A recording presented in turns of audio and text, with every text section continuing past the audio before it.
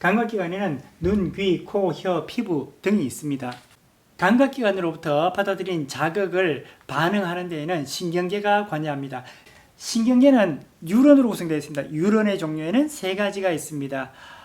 감각뉴런, 연합뉴런, 운동뉴런 이렇게 세 가지가 있고, 신경계는 중추신경계와 말초신경계로 되어 있습니다. 중추신경계는 뇌와 척수로 되어 있고, 말초신경계는 감각신경과 운동신경으로 되어 있습니다. 운동은 공막, 맥락막, 망막, 수정체, 동공, 승모체, 홍채 등으로 구성되어 있는데, 공막은 흰자위에 해당하고 형태를 유지합니다.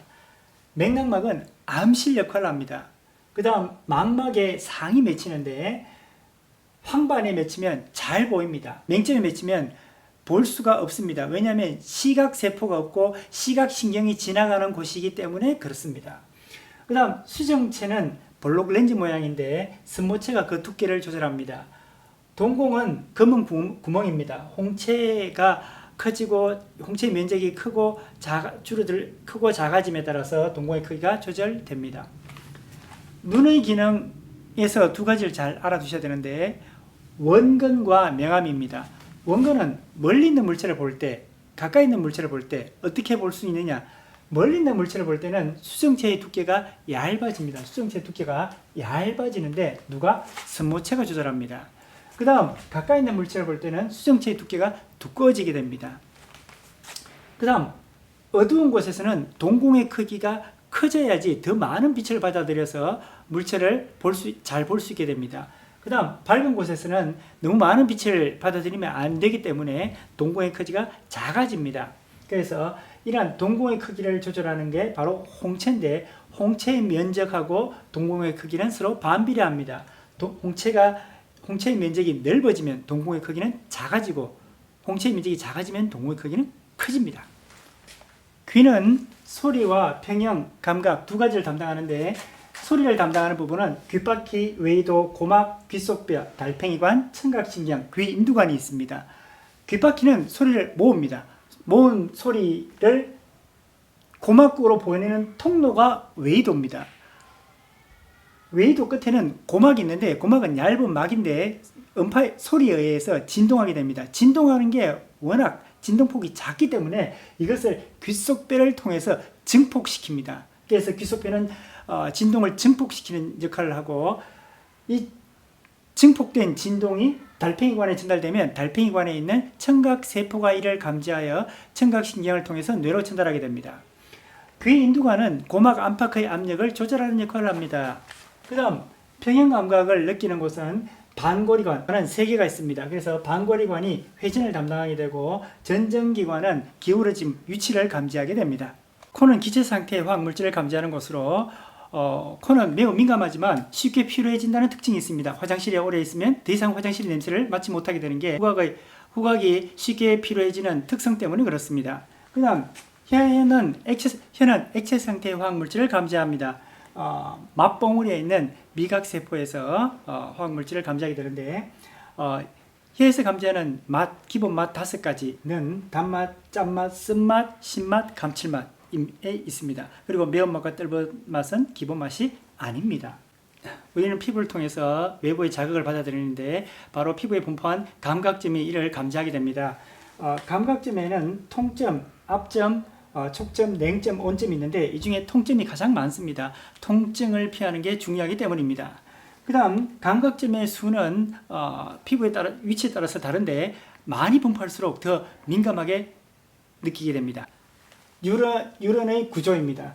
뉴런은 신경세포체와 신경세포체에서 뻗어져 나온 돌기로 되어 있는데, 돌기에는 가지돌기와 축삭돌기가 있습니다.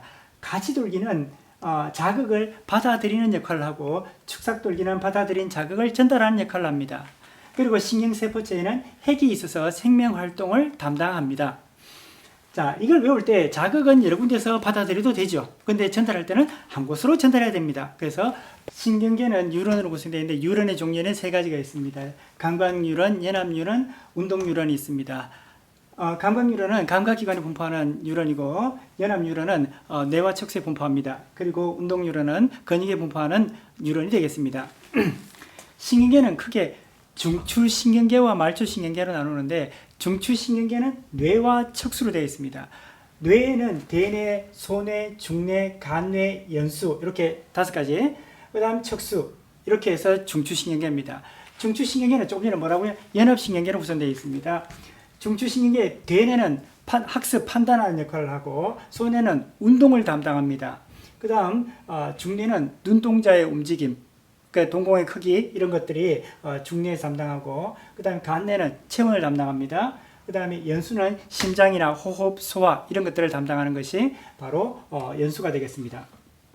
그 다음 말초신경계는 감각신경과 운동신경을 나누는데 말초신경에는 온몸 끝에 말초, 그러니까 몸 끝에 분포해 있는데 감각을 받아들여서 그 다음 운동, 반응을 해야 되죠. 그럼 운동하는 데 있어서 근육을 움직여서 하는, 그러니까 뇌에서 내려가는 명령을 받아서 하는 체성신경과 자율적으로 작동하는 자율신경이 있습니다.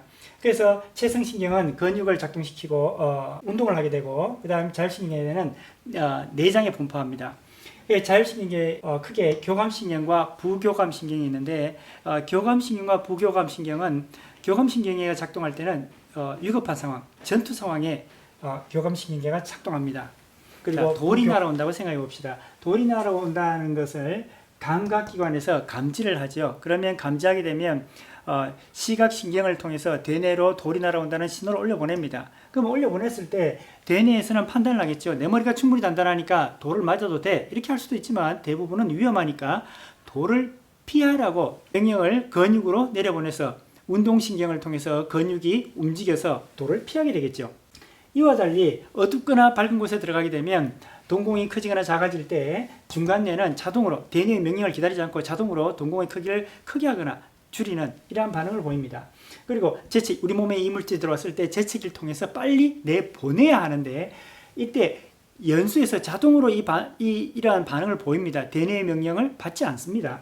그 다음 무릎을 고망치로 쳤을 때 무릎이 들리는 것은 대뇌의 명령이 아니라 척수에서 자동으로 보이는 반응입니다. 이런 것들을 우리가 무조건 반사, 즉 학습에 의한 조건이 형성되지 않아도 자동으로 일어난다 해서 무조건 반사라고 합니다. 무조건 반사는 반응을 빠르게 하기 위해서 우리가 대뇌의 명령을 기다리지 않고 일어나는 그러한 반응이 바로 무조건 반사입니다.